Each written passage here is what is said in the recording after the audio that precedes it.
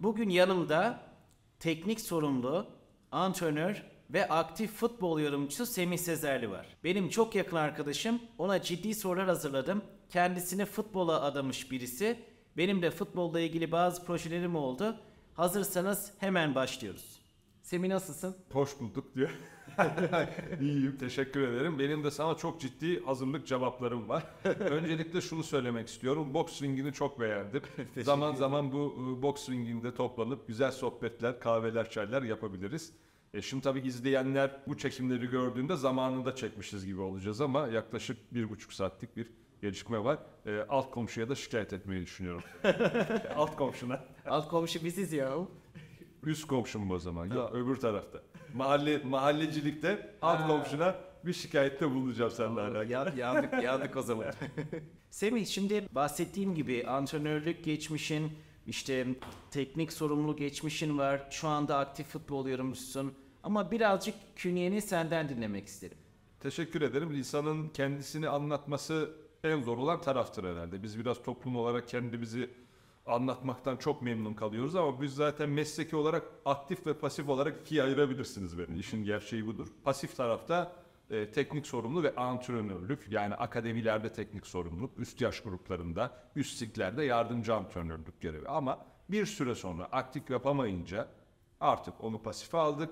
Televizyon tarafı, dijital taraf, futbol yorumculuğu, spor yorumculuğu demiyoruz. Çok havalı geliyor. Onu da konuşmuştuk. Ancak diğer branşların bilgisine sahip olmak başka bir konu. Yani ben akademi mezunuyum, bütün branşları gördüm. Bütün branşlara derslere girdim, tecrübe ettim. Ancak bir uzmanlık alanım vardır.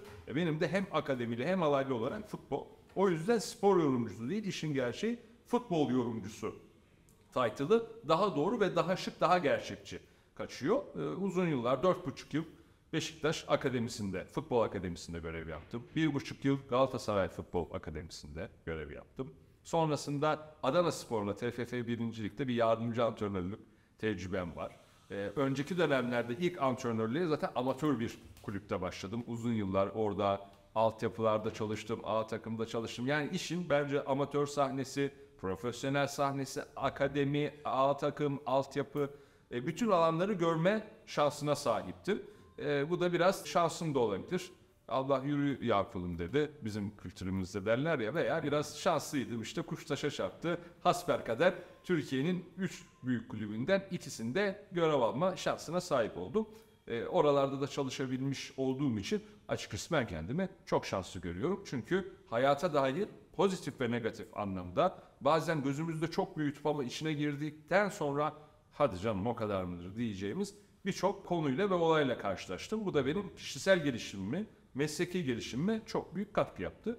Şu an içinde D-Smart kanalında futbol yorumcusuyum. D-Smart kanalının içinde bulunan bütün futbol içerikli paketlerde. Bir yandan L1 Üçgen'de Ufuk Kağan Karacan'la akademiyle alakalı, Türkiye'de ilk ve tek, hala tek, akademiyle alakalı, aileler, çocuklarla alakalı şunu yapın, bunu yapmayın, sıkça sorulan sorular gibi bazı paketler çekiyoruz.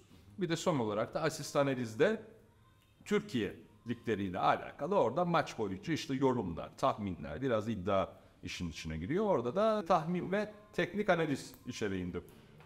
Aslında 360 derece futbolu deneyimleyebildin.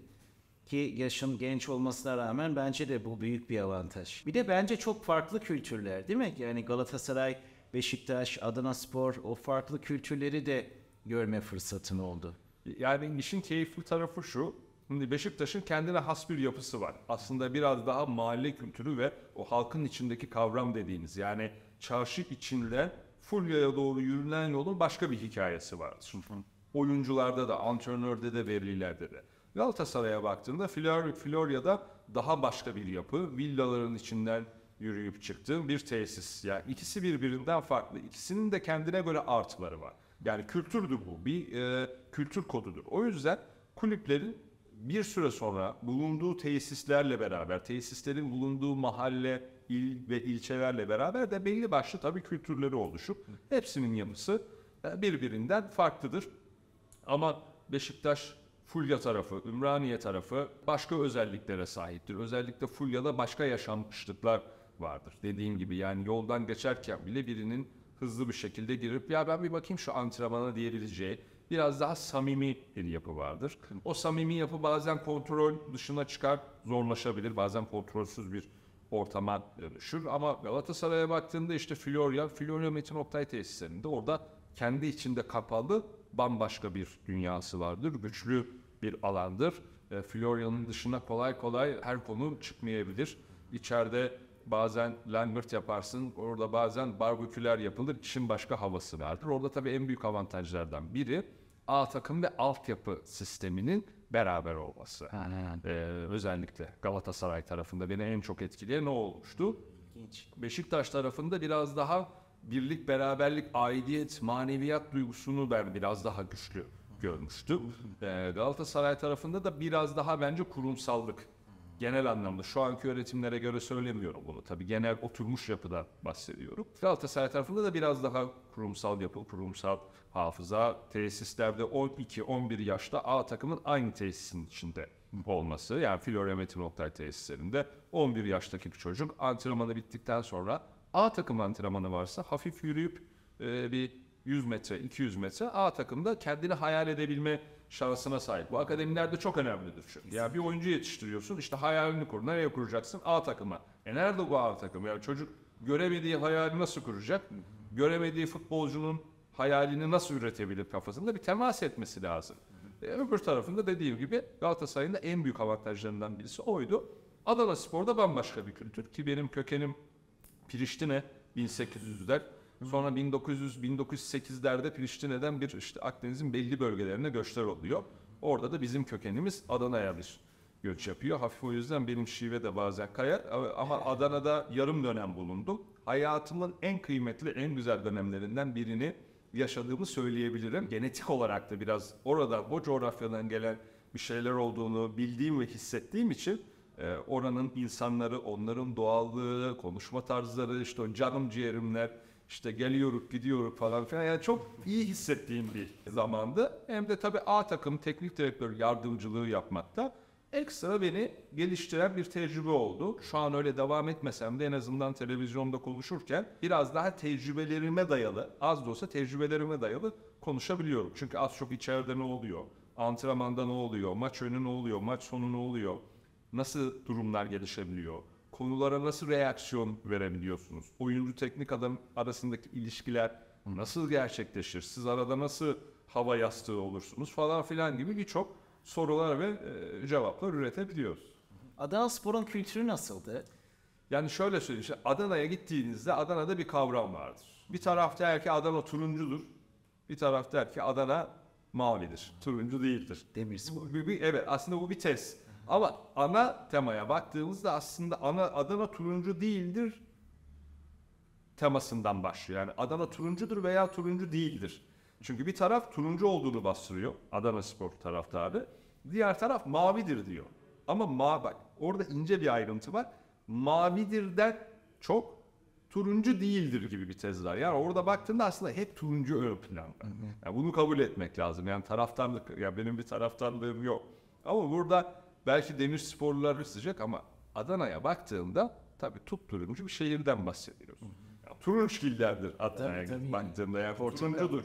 Sarı da değildir. Güzel bir portakal rengidir, turuncudur. Tabii buraya da baktığında Adanaspor'un da rengi turuncu olduğu için yani şahsi fikrimi sorarsam Adana turuncudur. Ama iki takım da orası için kıymetlidir. Samimidir halk. Gerçekten çok samimidir. Her şehrimizde samimi ortamlar vardır ama Adana'da seni gerçekten içselleştirirlerse, o aidiyeti hissederlerse gidersin bir Ganyan Bayin'de de oturursun. Oranın eski büyükleriyle sohbet de edersin.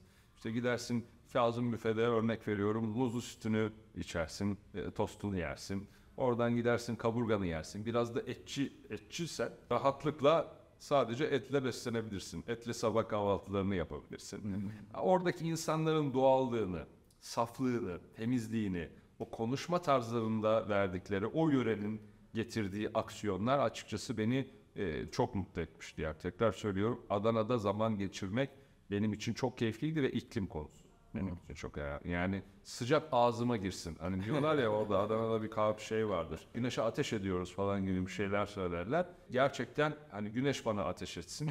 Ben Temmuz 10 doğumluyum. Yani yengeç erkeği. Benim işim sıcaktır. Yani dediğim gibi sıcağı bütün vücudumu uzun süreli her yerimde hissedebilirim.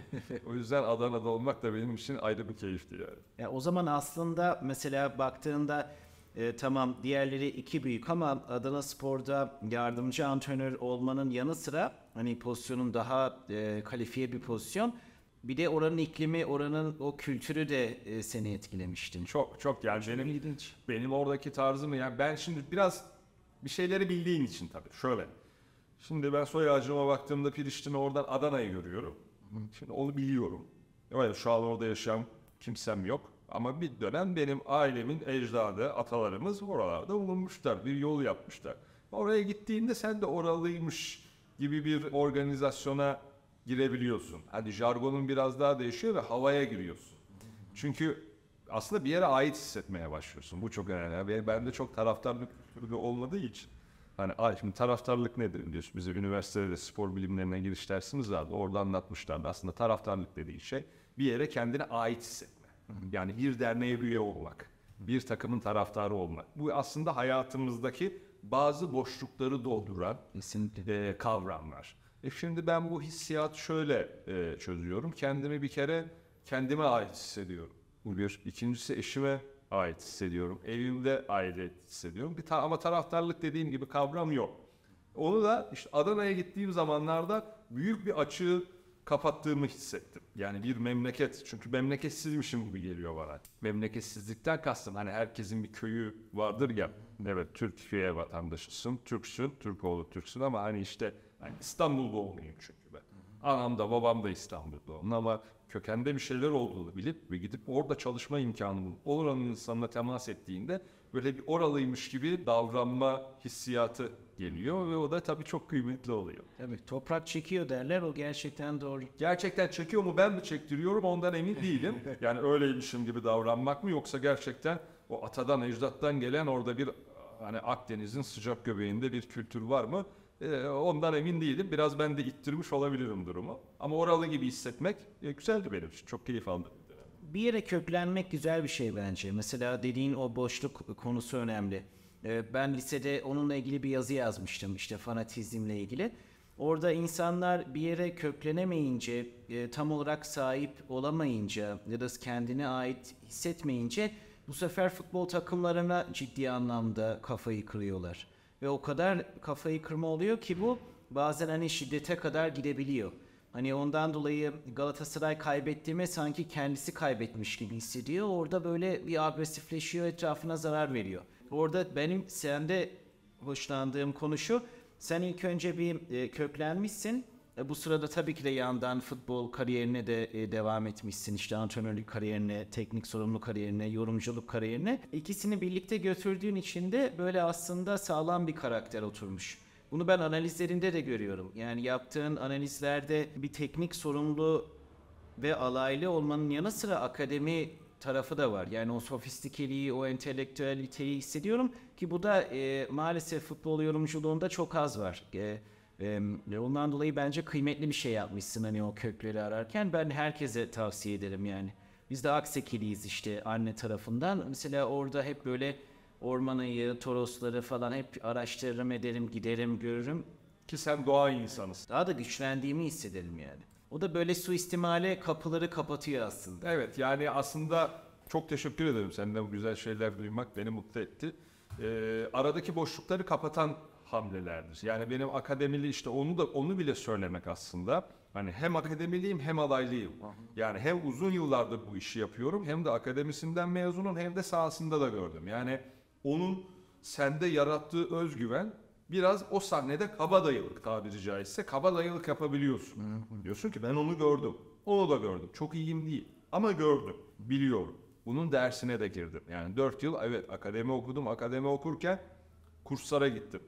Üniversite bittikten sonra gidebileceğim kurslara sıramı zorladım, zamanımı zorladım, paramı harcadım ve üniversiteyi okurken bazı arkadaşlarım ders sonu oralete işte kahveye giderken öyledir üniversite ortamının bir kısmını bilirsin yani. Ama ben antrenmana gidiyordum çalıştığım kulüple. Veya bir profesyonel kulüpte çalışabilir miyimin hayalini kuruyordum. Bu ortamı yaratmaya çalışıyordum ve işte federasyonun kurslarına gidiyordum ki üniversite bittikten sonra o kurslara gitmeye zaten hak kazanıyorsun. Veya gitmeden lisansını alıyorsun bazı kademelerini. Ama ben onu kendim tekrardan giderek, görerek, orada yaşayarak o tecrübeye sahip olmak istedim. Ve tabii dediğim gibi hem o alaylı olmanın, hem akademili olmanın, hem sahanın içini dışını, çeşitli formasyonlarını görmüş olmanın verdiği özgüven, biraz şimdi işte futbol yorumculuğu dediğimiz ekran önünde veya maç yorumculuğu dediğimiz öbür kısımda, onları da konuşuruz. Sadece sesimin duyulduğu alanlarda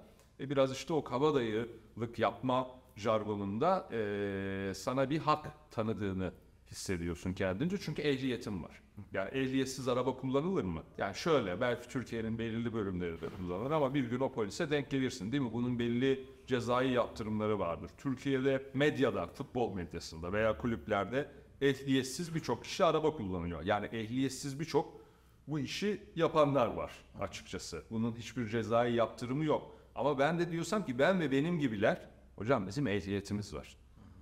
Ehliyetin yanına yetenek eklenirse bu işi yapmaya layıksın. Yani tabii ki de illa her ehliyeti olan çıkacak, ekranın karşısında konuşacak diye bir şart yok. Eğer ekran önündeki bir albenin yoksa veya konuşma becerin yoksa veya çok iyi biliyorsun, çok iyi bildiğini anlatamıyorsun.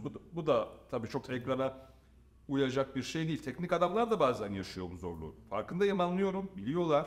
Taktik, teknik bilgi var ama ekran önüne çıktığında o bildiğini ya da antrenmanda çalıştığını veya takımı nasıl hazırladığını anlatmakta zorlanıyor. O yüzden hani konu sadece tabii ki de ehliyet değil ama işin ehliysen, virgül ehliyetin varsa, oralarda bulunduysan, biraz da konuşma becerim varsa, gerçekten kafayı kırıp dersine çalışıyorsan, bence ekranda olmayı hak eden birçok insan var. Ben sadece denk gelen şanssız, yolu uzun olan şanssız ama bir yandan da şanslı olan kesimlerden birisiyim. Yani şansımın da farkındayım ama öncesinde yaşadığım kırılganlık ve şanssızlıkların da farkındayım. İşte o kırılganlıklara girmek istiyorum birazcık. Çünkü benim de yaşadığım şeyler var, onlardan da bahsedelim. Neden kırıldın? Yani özellikle teknik sorumlu tarafında, antrenör tarafında. Hani kırıldığın noktalar neydi tam olarak? Hocam ben yengeç burcuyum. Duygusal ve alıngan. Bu arada ben de yengeçim. Evet, yani kaç Temmuz'du? 28 Haziran. 28 Haziran. Biz Temmuzcuyuz hocam. Biraz biz Temmuz tarafındayız. Bizim biraz klasman farklı da yok. Yani yengeçler de kendi içinde ayrılır. Haziran sonu olan ve Temmuz ortası olanlar falan. Ben kusura bakma, sana saygım sonsuz ama ben tam yengeç gibi hissediyorum kendimi hocam. Biz 10 Temmuz yengeçi en sert şekilde hisseder yaşarız. Tüm duygularıyla, tüm alınganlıklarıyla, tüm kıskançlıklarıyla. Şeyi biliyor musun? Yükselenini biliyor musun? Yükselenim terazi, ay burcum ikizler. Ha. Yükselenimde şöyle bir şey var. Orada işte terazinin aslında o terazinin dengesi ve dengesizlikleri vardır orada. Ani çıkışlar. Yani terazi aslında denge gibi gözükür ama o tarafta da dengesizlikler vardır. Hani ikizlere kayar hafif bence davranış olarak. Ay burcumda o da biraz da ilişki, insan ilişkiye, karşı cins ilişkiye. Orada da bildiğim kadarıyla ikizler. Orada da ikizlerin bir gendikleri var. Çabuk karar değişimleri vardı.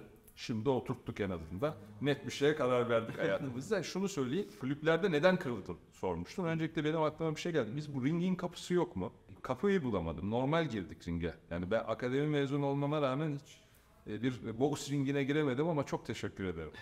Yani beni bir boks ringinde ağırladığın için yani bundan sonra herhangi bir dayak mayak yemeyiz.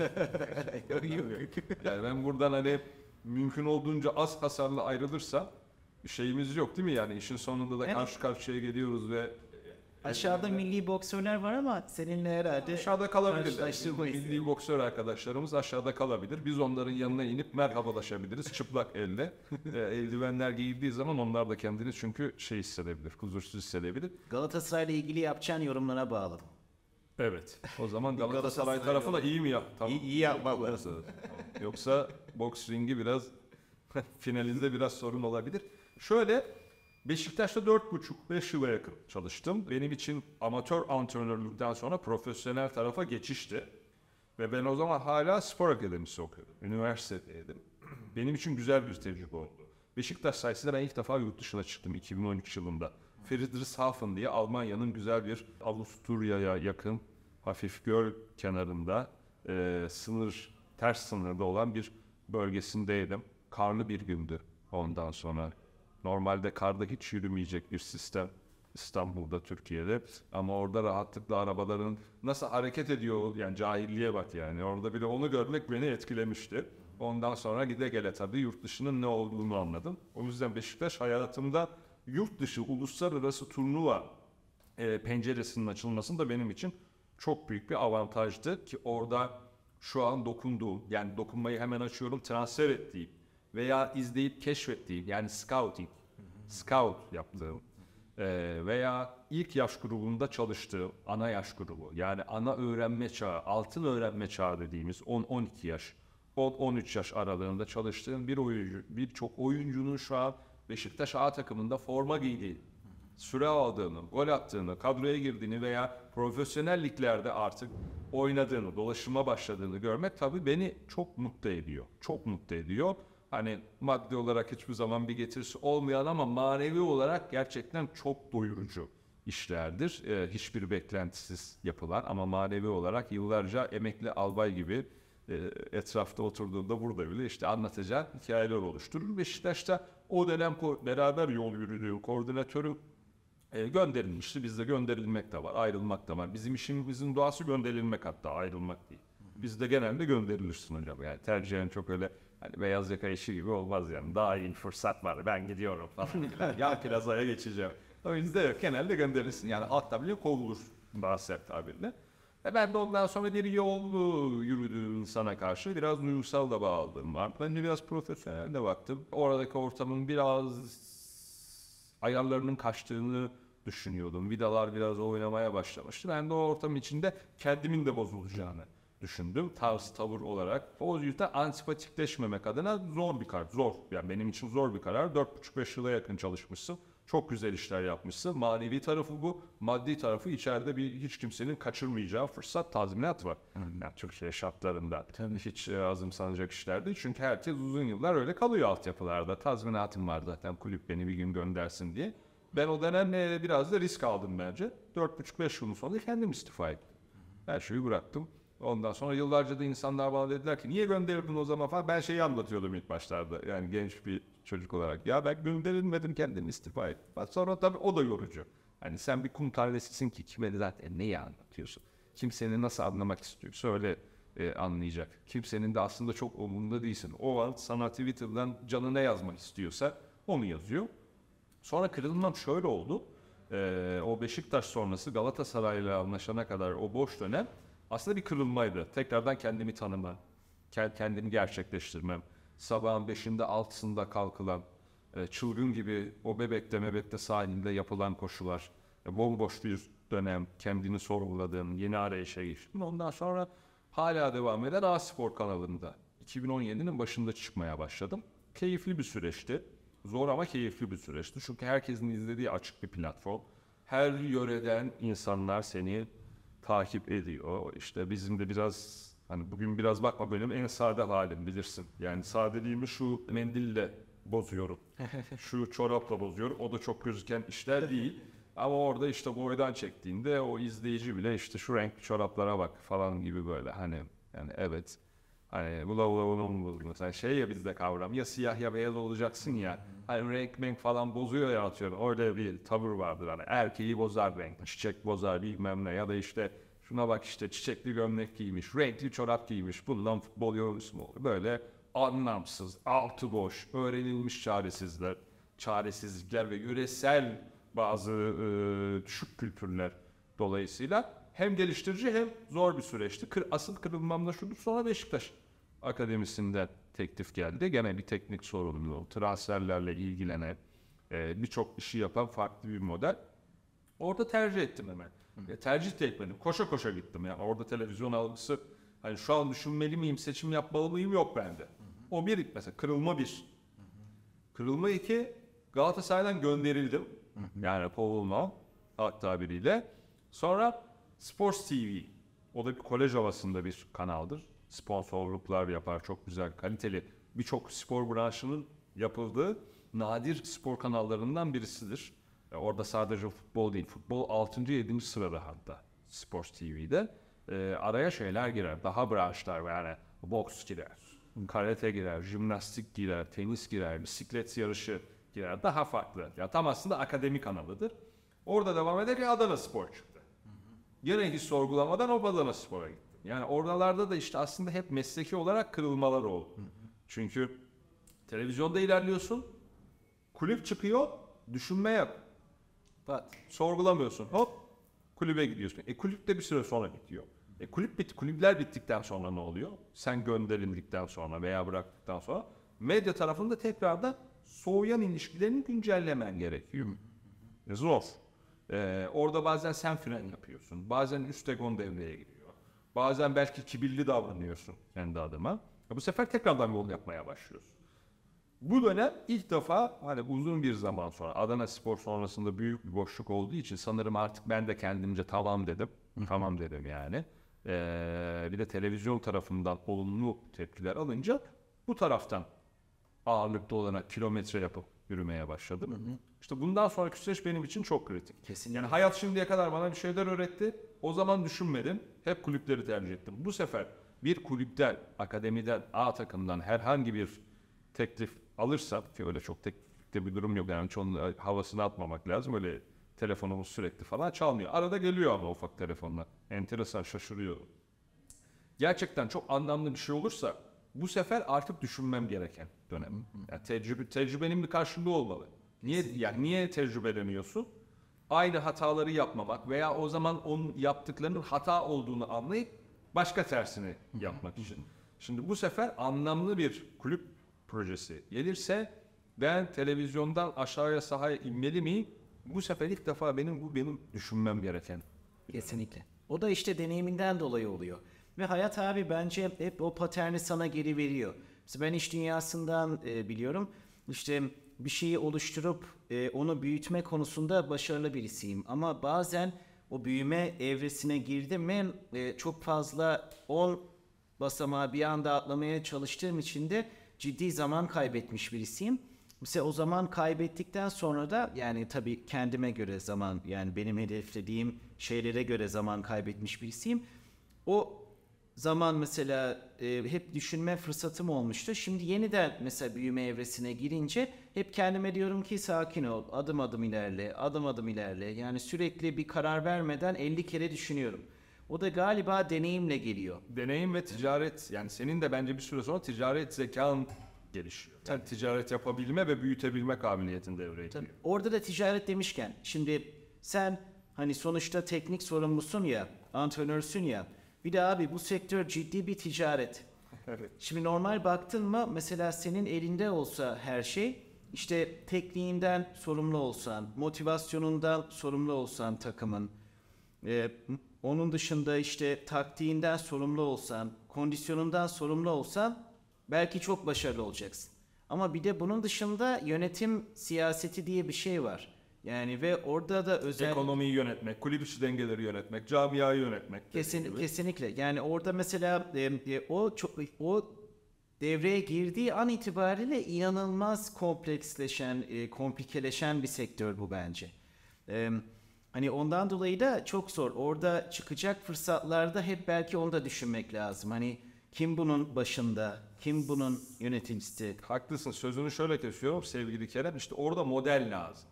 Şimdi ben karşımda şu an bir model görüyorum. Yani sen aslında futbolda kulüp satın alacak, yönetecek veya yatırımcı olacak doğru bir profilsin. Nasıl doğru profil? Görsel olarak doğru profilsin. Dil olarak doğru bir profilsin.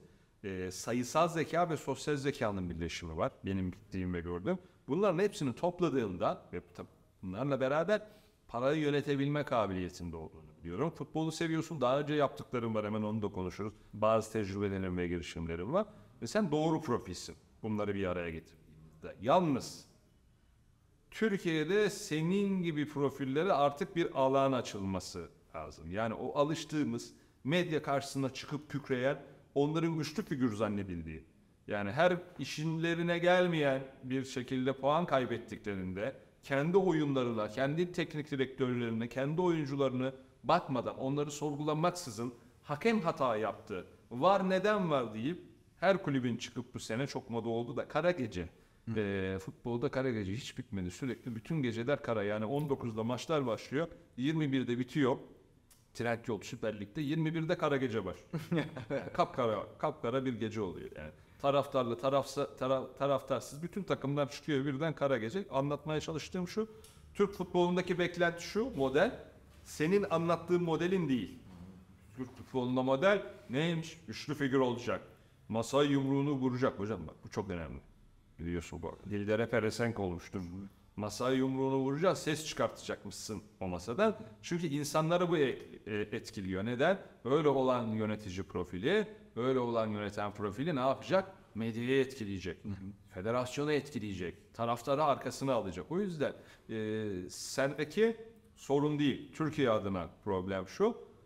Acaba Kerem bir kulüp yöneticisi ve CEO'su olsa, CFO'su olsa masaya yumruğunu nasıl vuracak? Ya vurabilecek misin? Bu önemli. Elin acır mı? Bundan korkuyor. Çünkü tabii ki de sen de zamanı geldiğinde çıkış yapabilen bir insansın ama hayatın biraz daha senin nezaket, içtenlik, karşıyı anlamak, empati yapabilmek reaksiyonlarıyla dolu.